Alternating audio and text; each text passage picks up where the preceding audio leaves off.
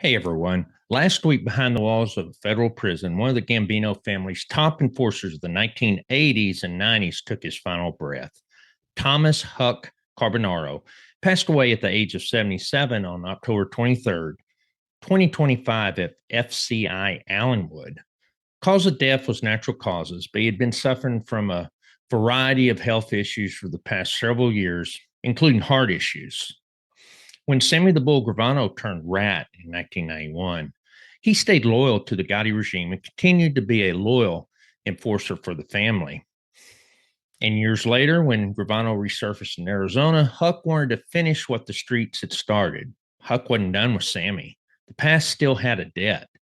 And this is a story of Thomas Huck Carbonaro, a Gambino soldier to the core, a loyalist who survived the Gotti era, stood firm after the Gravano betrayal, and died doing what a few in this life do anymore, serving his time, never saying a word.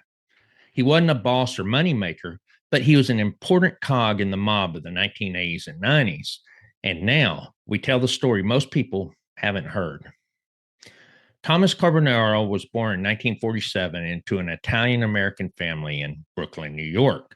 He grew up in a lower class urban environment described colloquially as the ghettos, where he was exposed to street life at an early age. He came from a blue collar Italian American background. As far as his early life, there's not much that's publicly documented or known, but we do know that in his youth, he became acquainted with Joseph Stymie D'Angelo, a Gambino family associate who in turn introduced him to Sammy Gravano. Gravano, who's more than a decade his senior, was then an emerging gangster who had later become the Gambino family's underboss. And Gravano took a liking to the young Carbonaro and mentored him, even helping him relocate from a rough neighborhood to the relatively more mob connected areas of Bensonhurst, Brooklyn. And this mentorship gave Huck an entree into organized crime. And by his early 20s, he is working as an associate in Gravano's crew and building a reputation for toughness. Huck earned his way into the Gambino family through violence. Let's be clear. In November 1987, he carried out the execution of Michael Big Mike DeBat. He is a longtime Gravano associate who had become addicted to crack cocaine and was seen as a liability. DeBat, once a trusted member of Gravano's crew, had descended into paranoia and erratic behavior due to his drug abuse. Gravano and the Gambino leadership grew concerned that DeBat's instability and heavy drug use might attract law enforcement attention or lead him to turn informant. So the decision was made to eliminate Mike DeBat. After a family wedding on November 3rd, 1987, Huck and fellow crew members lured DeBat to Tally's under the pretense of continuing the celebration. There, behind the closed bar, Huck shot DeBat several times in the head and neck, killing him. In an effort to disguise the motive, the crew staged the scene to look like a robbery. They emptied the cash register and they stripped DeBat of his valuables. The ruse didn't fool authorities in the long run, as Gravano later admitted ordering Mike DeBat's murder when he became a government witness. But at the time, no one was charged, and the killing remained officially unsolved for years. Not too long after the Mike DeBat hit, Huck is sponsored by Sammy Gravano and is inducted into the Gambino family. Throughout the Gotti era, Huck's standing within the family grew. He remained a soldier and was highly regarded by the Gotti inner circle for his obedience and his willingness to do what's called heavy work, do murders. Huck operated primarily in Brooklyn, working closely with Gravano's construction business crew. By 1990, Gravano became underboss, and Huck was part of what prosecutors later called a select hit team within Gravano's regime. This 6 or 7 man crew, which included Gravano himself, Louis Valario, soldiers Frank Fapiano and cousin Eddie Garofalo, who was Gravano's brother-in-law, and associates Joseph D'Angelo Jr., which was Stymie's son, and Danny Fama, they were responsible for carrying out these murders. One notable hit that Huck was involved with was the rub out of Eddie the Chink Garofalo. Garofalo was a demolition contractor who was suspected of skimming profits and critically of being an informant. Acting on Gotti's directive relayed through Gravano, Huck and the select crew ambushed Garofalo outside his Brooklyn home on the night of August 8, 1990. The two shooters, which was allegedly Frank Fapiano and D'Angelo, opened fire on Garofalo, killing him while Huck served as the getaway driver in a crash car. And what's interesting about this murder and Huck's role in it is that he deliberately ran a red light nearby to distract the police response. Indeed, a patrolling NYPD car pulled over Carbonaro for the traffic infraction moments after the hit, and this allowed the actual shooters to escape.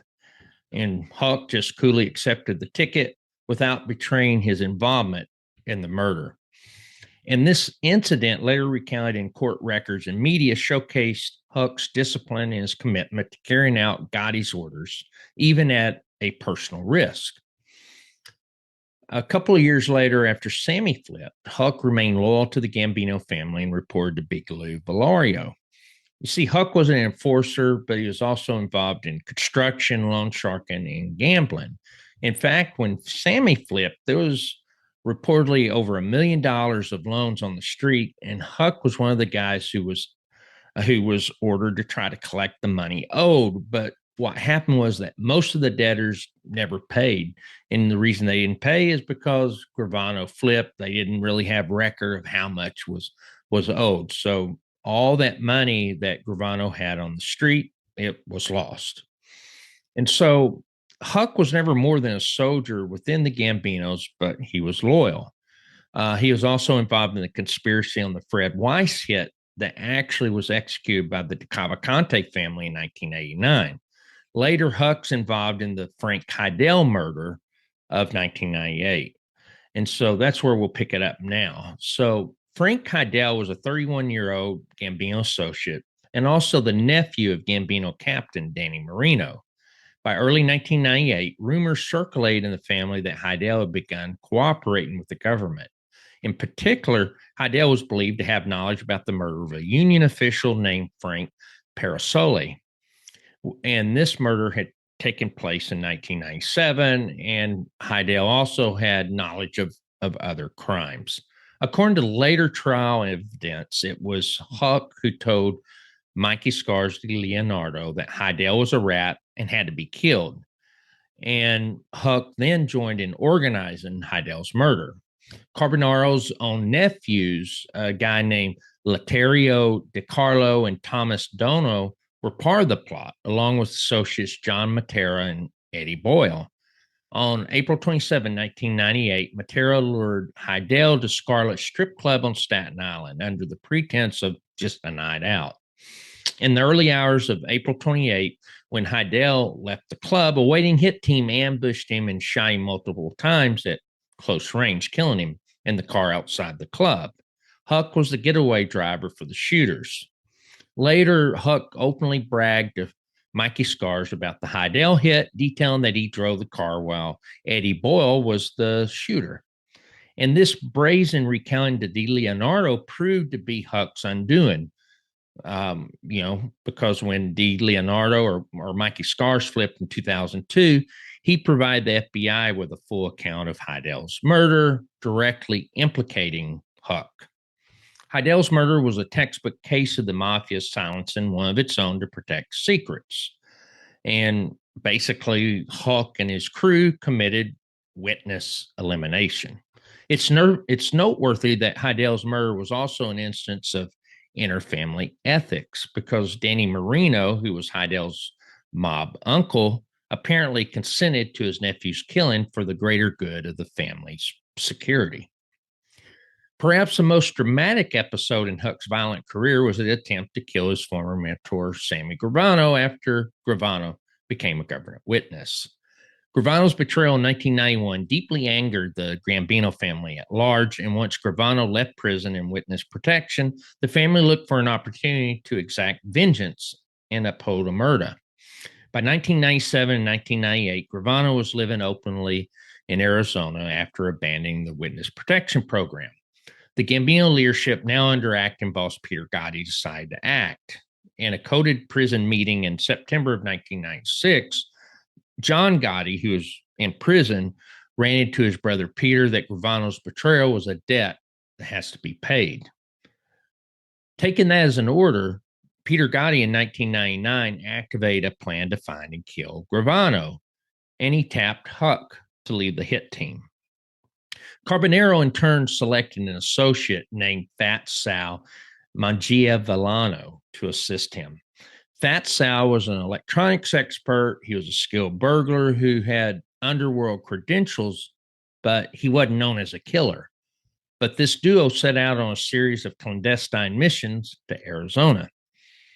Huck's commitment to this task was extraordinary. To avoid detection by law enforcement or by Gravano himself, Huck physically transformed his appearance. In late 1999, before traveling to Phoenix, the burly middle-aged Huck lost about 50 pounds. He shaved his head, he grew a biker-style beard, and even pierced his ears, adopting the look of a Hell's Angel biker rather than an Italian mobster. Huck wore motorcycle leathers and tattoos on display, blending into the Southwest biker scene so that Gravano wouldn't recognize him. Using aliases and false identification, Huck and Fat Sal made 2 reconnaissance trips to Arizona in 1999. They surveilled Gravano's businesses and family's home, and they knew Gravano's whereabouts. They knew his routine. The plot was bankrolled with about $75,000 of Gambino family funds, and it involved acquiring surveillance equipment, and even building a mail bomb.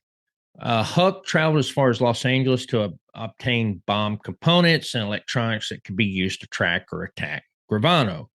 One idea was to send Gravano a partial bomb at his home once they confirmed his address. And another plan was simply to shoot him if the opportunity arose. According to prosecutors, both John Gotti from prison and Peter Gotti explicitly approved the murder mission, granting Huck not only resources, but a promise of a promotion to capital regime if he was successful.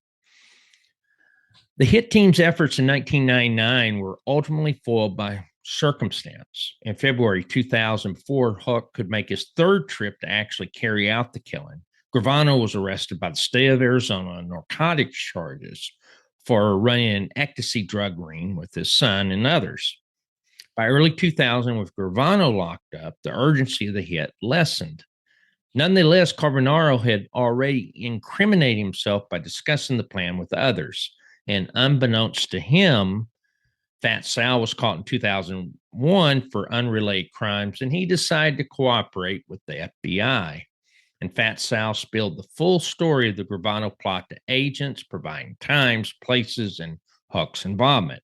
The FBI also had other informants corroborating aspects of the scheme, as well as possible surveillance evidence of Huck's travels. By mid-2003, the federal government felt confident enough to indict Peter Gotti, Huck, and Eddie Garofalo for conspiring to murder Gravano. Although the main target was Peter Gotti, Huck was caught in the middle of the conspiracies. The trial had several turncoats testify against Huck, including Mikey Scars and Fat Sal. In a bizarre twist, Sammy Gravano was brought to New York to testify as a defense witness for Huck.